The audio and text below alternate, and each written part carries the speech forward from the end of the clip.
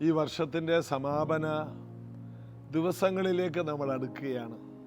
എനിക്ക് തോന്നുന്നു ഇനി 2-3 ദിവസങ്ങൾ കൂടി കഴിഞ്ഞാൽ 2025 എന്ന ഒരു വർഷത്തിലേക്ക് നമ്മൾ കാലൂന്നുന്നു. അതിൻ്റെ അർത്ഥം നമ്മുടെ പ്രാർത്ഥന ഈ 2024 പ്രാർത്ഥിച്ചതിൻ്റെ മറുപടികൾ കാണാനുള്ള വർഷമെന്നേ ആ വർഷത്തെ പറയാം. ദൈവം ഉയർച്ചകൾ നൽകാൻ വെച്ചിരിക്കുന്ന വർഷം, കണ്ണുനീര് തുടക്കാൻ വെച്ചിരിക്കുന്ന വർഷം, പുതിയ സാക്ഷ്യങ്ങൾ പറയാനുള്ള വർഷം എന്നൊക്കെ ഇപ്പോഴേ നമ്മൾ വിശ്വാസത്താൽ ആ വർഷത്തെക്കുറിച്ച് അങ്ങോട്ട് പറയുക. ഇപ്പോൾ രോഗക്കിടക്കയിലാണോ, ഇപ്പോൾ എന്ത് പ്രശ്നത്തിലാണ്, അത് പറയാതെ വിടുതലുകൾ തരുന്ന കർത്താവിൽ വിശ്വസിച്ചുകൊണ്ട് അത് പറയുക. ഈ വർഷം ഇന്ന് കാണുന്ന ഈ മിസ്രൈമിനെ ഞാൻ ഒരു നാൾ കാണില്ലെന്ന് പറ. ഇന്ന് അനുഭവിക്കുന്ന ഒരു പ്രയാസത്തിലൂടെ ഞാൻ പോകത്തില്ല. ഇന്ന് ഞാൻ നേരിടുന്ന എല്ലാ വിഷയത്തെയും ഞാൻ അതിജീവിച്ച് സ്വസ്ഥതയും സമാധാനവുമുള്ള ഒരു ജീവിതം എനിക്ക് ഈ ഭൂമിയിൽ യേശു വെച്ചിട്ടുണ്ടെന്ന് വിശ്വാസത്താൽ പറയുക. ജീസസ് എവരിഡേയിലൂടെ ഈ ഒരു സന്ദേശമാണ് ഞാൻ നിങ്ങൾക്ക് നൽകുന്നത്. വിടുതൽ തരുന്ന കർത്താവ്, കരുതുന്ന കർത്താവ്. ജീസസ് എവരിഡേ നിങ്ങൾക്ക് പ്രതീക്ഷകൾ തരികയാണ്. ഇനിയും ജീവിക്കാൻ കഴിയും. പ്രത്യാശ കൊണ്ട് നിങ്ങളെ ബലപ്പെടുത്താനും ഓരോ പ്രഭാതത്തിൽ ബലപ്പെട്ട് നിങ്ങളുടെ ജീവിതത്തിലേക്ക് പ്രവേശിക്കാനാണ് ഈ അരമണിക്കൂറിൽ താഴെയുള്ള സമയം ഉപയോഗിക്കുന്നത്. ഇത് നിങ്ങൾക്ക് വേസ്റ്റ് ആകത്തില്ല. ഈ സമയം നിങ്ങളുടെ ജീവിതത്തെ കൂടുതൽ എനർജി ഉള്ളതാക്കി മാറ്റും. കർത്താവിൽ നമുക്ക് ബലപ്പെടാം. പുതിയ വർഷത്തിനായിട്ട് നമുക്ക് ഒരുങ്ങാം. ഇപ്പോൾ ചർച്ചിൽ നടക്കുന്ന ഉപവാസ പ്രാർത്ഥനയുടെ സമാപന ദിവസമാണിന്ന്. 10:30 ഇന്നത്തെ മീറ്റിങ്ങിൽ നിങ്ങളെല്ലാവരും കഴിയുന്നതും പങ്കെടുക്കുക. കർത്താവിൽ നമുക്ക് ഒരുമിച്ച് ബലപ്പെടാം. യേശു ക്രിസ്തുവിൻ്റെ വലിയ കൃപ നമുക്ക് ഒരുമിച്ച് അനുഭവിക്കാം. ഇപ്പോൾ നമുക്ക് ചേർന്ന് പാടി യേശുവിനെ ആരാധിക്കാം.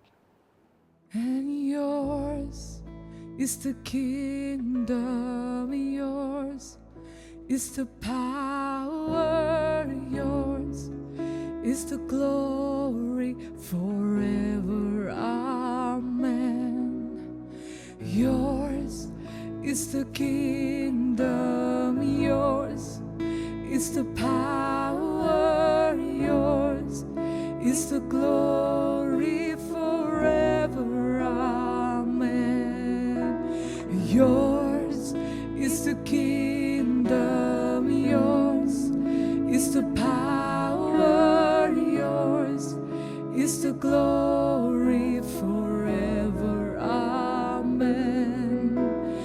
Yours is the kingdom, yours is the power, yours is the glory forever.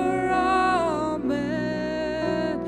Yours is the kingdom, yours is the power, yours is the glory forever. Amen. Yours is the kingdom, yours is the power, yours is the glory forever. Amen. El Shaddai, Aradhana, Elohim, Aradhana, Adonai, Aradhana, Yeshua, Aradhana, El Shaddai, Aradhana, Elohim, Aradhana,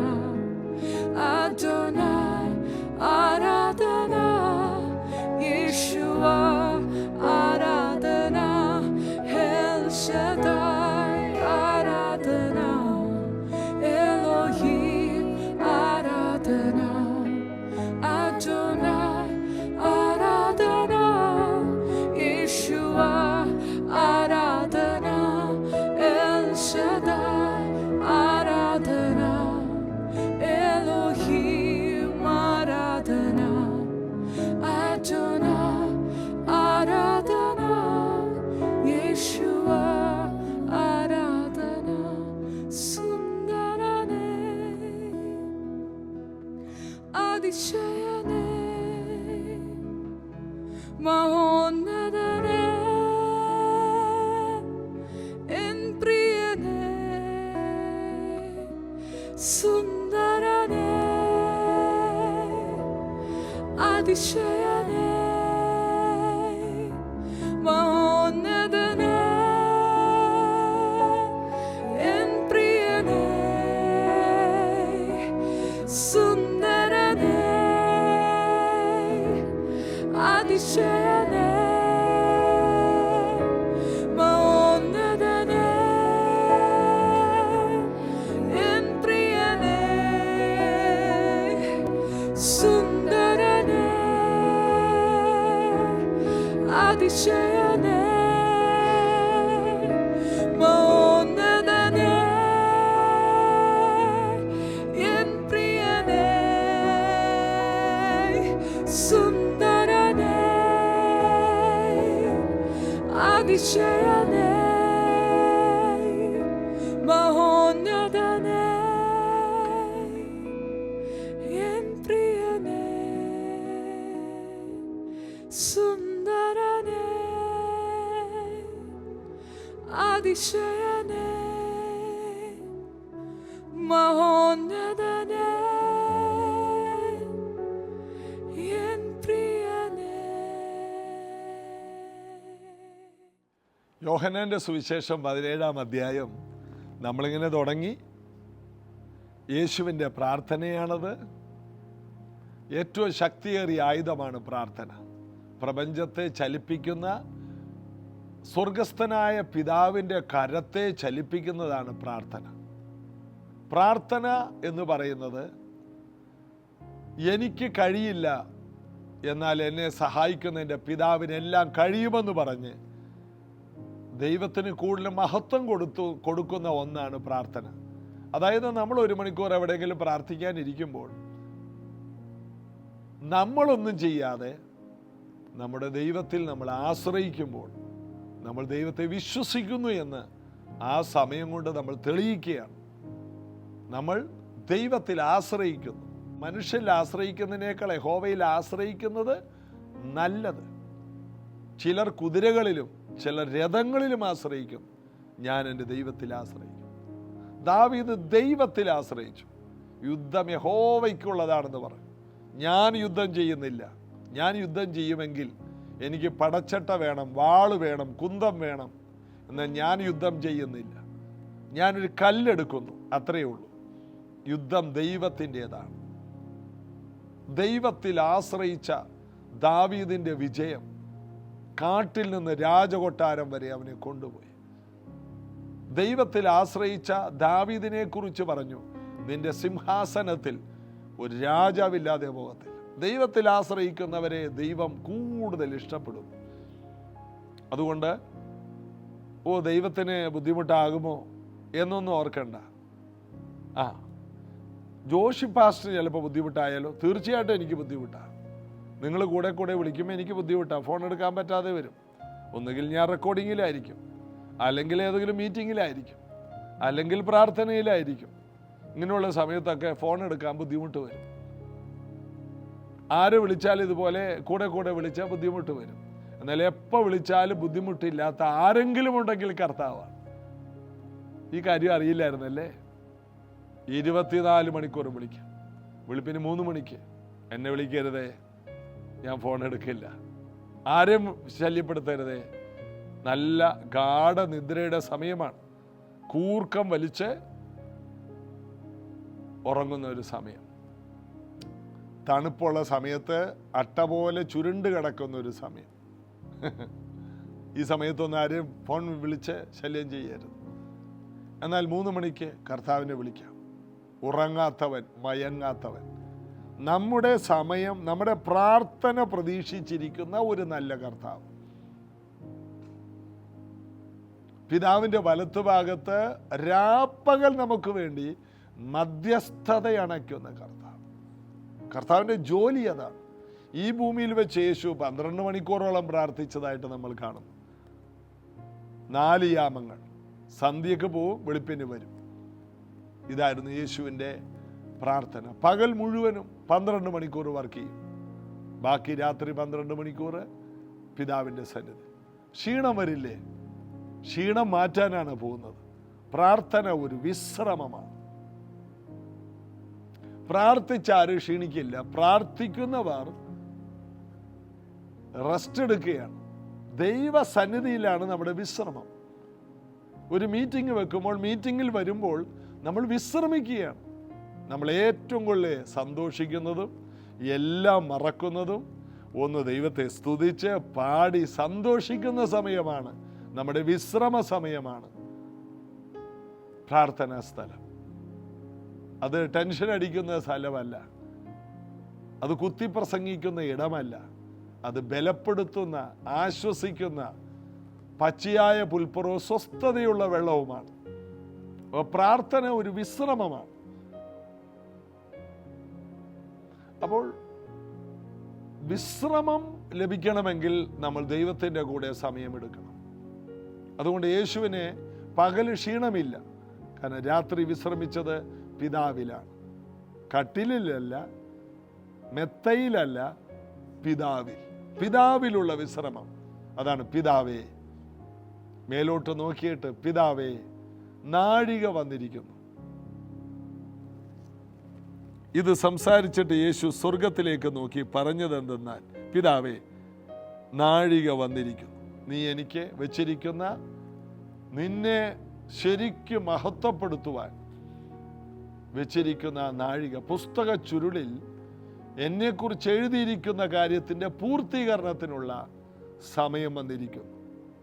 രോഗികളെ സൗഖ്യമാക്കി, ഭൂതങ്ങളെ പുറത്താക്കി, മരിച്ചവരെ ഉയർപ്പിച്ചു, കടലിൻ്റെ മീതെ നടന്നു, പച്ചവെള്ളം വീഞ്ഞാക്കി, നിലത്ത് തുപ്പി ചേറുണ്ടാക്കി, ചേറ് കണ്ണിൽ തേച്ച് കാഴ്ചയില്ലാത്തവന് കാഴ്ചയുണ്ടാക്കി.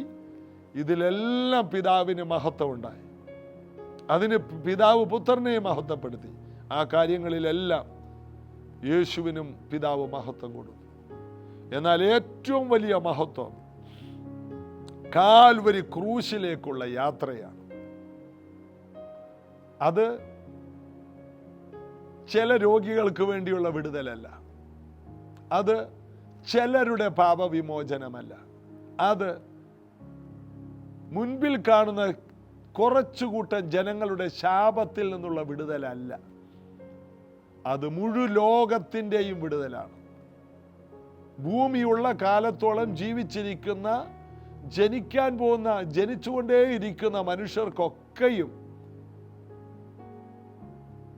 ദൈവത്തിലേക്ക് തിരിയാനുള്ള ഒരു വാതിൽ തുറക്കലാണ്. ഇത്ര വലിയ രക്ഷയെന്നാണ് എബ്രായ ലേഖനത്തിൽ അതിനെക്കുറിച്ച് പറയുന്നു. ഇത്ര വലിയ രക്ഷ, മാനവജാതിയുടെ വലിയ രക്ഷ. അപ്പം ഈ ചെറിയ രക്ഷകളാണ് ഈ നടക്കുന്നത്. യായിറോസിൻ്റെ വീട്ടിലോട്ട് പോയി, രക്തസ്രാവക്കാരത്തെ ഈ തൊങ്ങലെ തൊട്ടു. ഗദരദേശത്തെ ഭൂതഗ്രസ്തൻ്റെ ശരീരത്തിലുണ്ടായിരുന്ന 8000-ഓളം ഭൂതങ്ങളെ പന്നിയിലേക്ക് ഓടിച്ചു, അവനെ സ്വതന്ത്രമാക്കി. അവനെ തൊട്ടവരെല്ലാം സൗഖ്യമായി. അനേക അത്ഭുതങ്ങളെല്ലാം ചെയ്തു.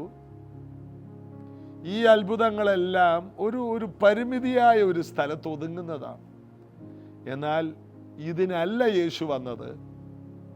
യേശു വന്നത് മുഴുവൻ ലോകത്തിൻ്റെയും പാപവിമോചനം. യേശു വന്നത് മുഴുവൻ ലോകത്തിൻ്റെയും സൗഖ്യം. യേശു വന്നത് മുഴുവൻ ലോകവും ശാപത്തിൽ നിന്ന് പുറത്തു വരണം.